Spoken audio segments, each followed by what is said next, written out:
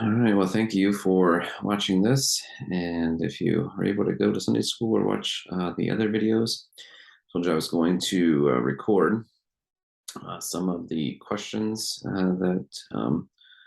that were asked, and I'll do my best to answer those.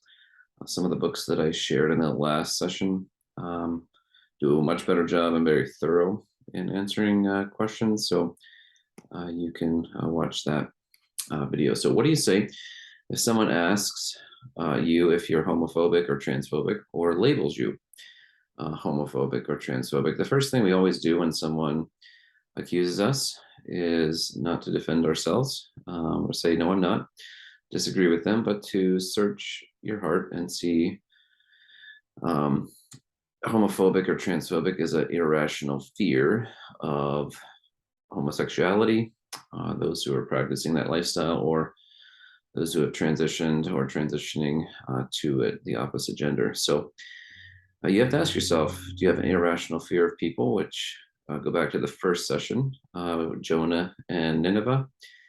He had an irrational fear of the Ninevites, even after God told him exactly what to do. God will be with us.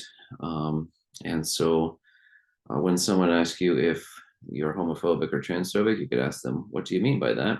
And usually they don't mean an irrational fear. Could be, you'll find out if you ask them. It probably means that you don't approve of or affirm the lifestyle, and that would be true, but that's not the right label. It's just a way to look down on believers for their biblical views of morality.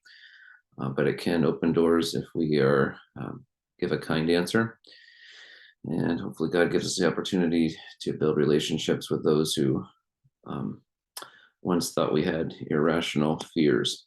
Second question, do we use someone's preferred pronouns, name change, or affirm their gender change? If you draw a hard line here with, I am never going to use someone's preferred pronouns, their name change, or affirm their gender change, the likelihood of them wanting to build a bridge to you or finish the bridge so you can carry on conversations and build a friendship is probably not going to be there. So let me encourage you to think and pray for wisdom. We obviously can't affirm someone's, if they're a man, we can't call them her. That's confusing. It's not accurate. But we have to be wise in how this conversation, how this topic comes up. I personally would call anyone by whatever name they want, but if they want me to affirm and paint me in a corner, so to speak, and me to affirm their gender change, then of course we can't affirm that, and that's not in the long run helpful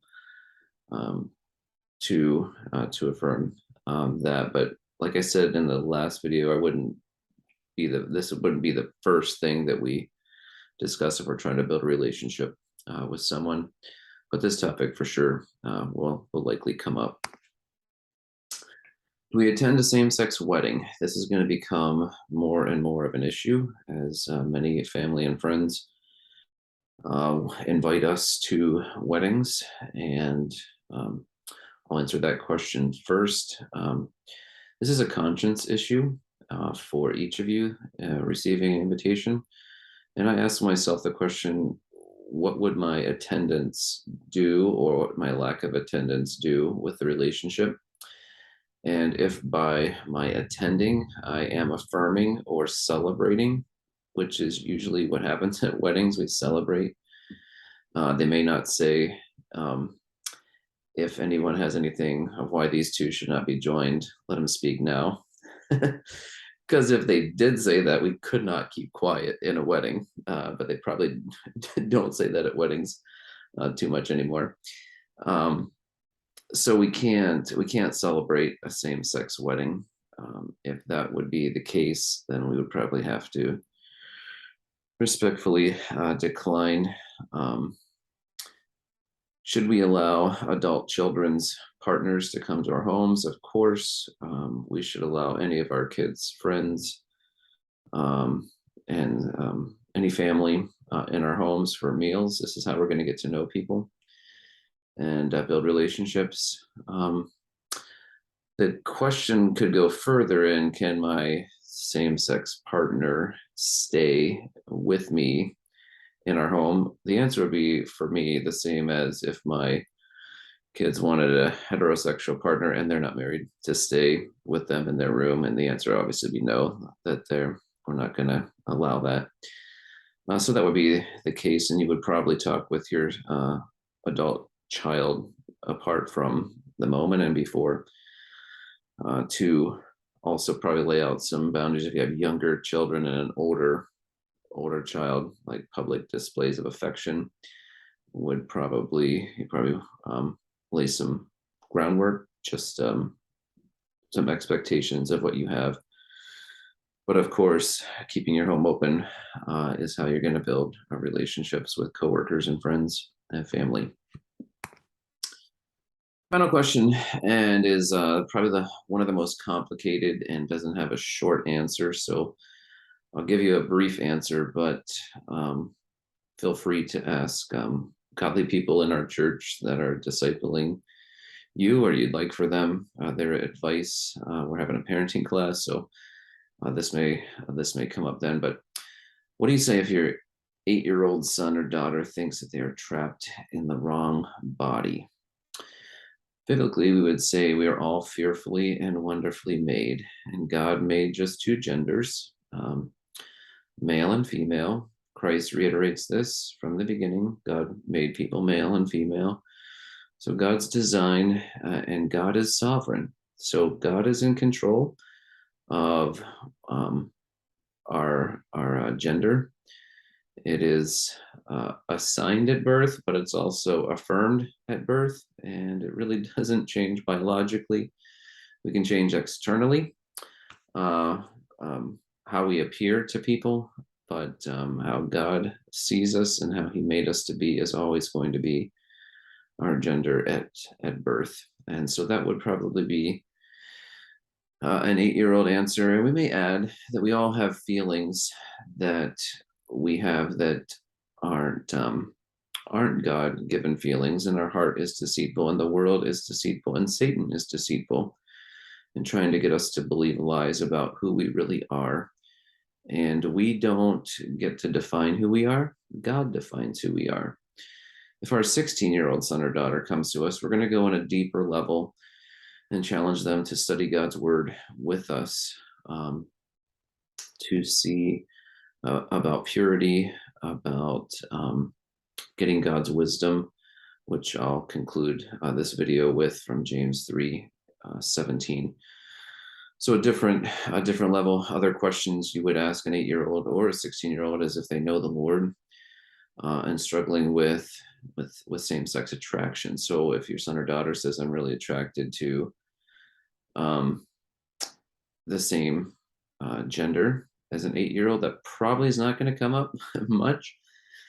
16-year-old definitely could come up in a conversation. And attraction is a strange thing. And all of us who have had an ex-girlfriend or boyfriend, we know that attractions change. And you're probably smiling now because you were once attracted to this person. You may have even thought that they're going to be your spouse one day. And then there was a breakup, and they, as you took their pictures down and stopped thinking about them day and night, that they became less and less attractive. And if you are happily married now, married to someone else, you don't think about this person, or you shouldn't think about this person. And their attractiveness isn't something that you're meditating on. So we are attracted to what we think about, and we all have custom desires, James 1 says, but we can customize our lusts, and the world and the devil and our flesh can fan the flames of our attraction. And if it is against God's design and order, whether it is lust or heterosexual attraction, that is causing lust. Matthew 5:27-28 forbids that, and anything outside of marriage. And so this is how we would help our young people to walk through them. But asking them some of the diagnostic questions from the last video. How did you come to this conclusion? Um, and what's causing you to think this way? Also, what help them to see where the end of this path leads. And so that is a short answer. If you got a follow-up question you'd like to chat about that that final question, let me know. I zipped through this slide and I wanted to talk us through it. God's word is timeless. We don't live in unprecedented times, as many have said or say. We may live in a time where homosexuality is given or the norm. But if there were Caesars that were homosexuals and other world leaders, dictators, totalitarian leaders that were homosexual, then likely there are other times. The transgender part of the LGBTQ is unprecedented because of the technology has, we'll say, caught up to the sexual revolution and enabling people to appear as the opposite gender. But God's word is timeless, and we have to keep going back to it. It is sufficient to answer all these questions. And so we have to ask ourselves, what do all people need? No matter what sin or how far people are away from God, they all need to see and submit to Jesus as Lord. Our 8-year-olds, our 16-year-olds in our home, our friends and family, our coworkers, those that we're having over for meals and getting together for coffee with, they all need to see and submit to Jesus as Lord. And we're showing them as examples what life looks like, that we don't get to define ourselves. We get to see how Jesus designed us and what he calls us and how he identifies us with himself. And they should see a submissive person to Jesus as Lord. Human flourishing from the beginning of time until the end of time as we know it is only possible when we personally deny and die to self and follow Jesus. If we help our LGBTQ friends to become straight and they don't ever deny self and die to self and follow Jesus, and they still die and go to hell, we haven't really helped them. So the church's mission is always the same. It is always to make disciples of all nations. And as people decide to follow Christ, Christ rescues them. They learn daily to deny and die to self and follow him. A community is what the LGBTQ, where people can belong, their friends, it can be included there. But the church community in our home is where we can befriend and include and help people belong, while encouraging them to gradually and understand what God says in his word, and then how to obey what God says, and how to help people realize that they're not defined by their attractions. They are defined by what God says they are, and that was part of the last 2 videos. But we all need James 3 as we're going to go through trials with this clash of worldviews. We need God's wisdom, and as we cry out to God, knowing he's going to give it to us, how do we know if we have God's wisdom? In any interaction that we have with our children, with our family, friends, and our coworkers, anyone we're trying to reach for the gospel, we need God's wisdom. And they should walk away from a conversation that we have with us thinking that something different about that person. And if they were to analyze our words and how they came out, they would find that our speech and our demeanor is first pure, then peace-loving, considerate, submissive, full of mercy and good fruit, impartial, and sincere. And they should find in us genuine people who really love God and are really concerned about them, their relationships, how they're feeling, their fears, their future, and ultimately their relationship with God. So hopefully this is helpful. If you have other questions, don't hesitate to ask the elders. And we'd love to be equipping you so that you can help us to do the work of the ministry.